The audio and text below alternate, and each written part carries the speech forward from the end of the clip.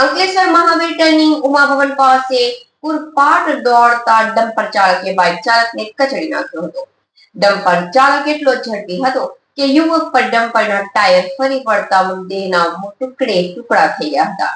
નવા ગામ કરાવેલીનો આ યુવાન કામ અર્ધ્યપૃતની ચોકડી તરફ આવી રહ્યો હતો.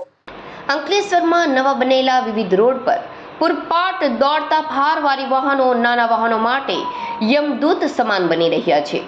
અંકલેશ્વરમાંથી પસાર થતા જૂના નેશનલ હાઈવે નંબર 8 પર આવેલ મહાવીર ટર્નિંગ પર ઉમાભવન ફાટક પાસેના પૂરપાટ આવતા હાઈવા ડમ્પર ચાલકે આગળ ચાલતા બાઇક ચાલકને અડફેટે લઈ ગાડી સાથે ઢસડીને લઈ ગયો હતો.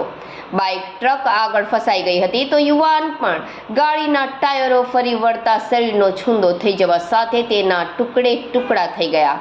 આ ભયાવહ દ્રશ્યો જોઈ સૌ કોઈના રૂંવાટા ઊભા થઈ ગયા હતા.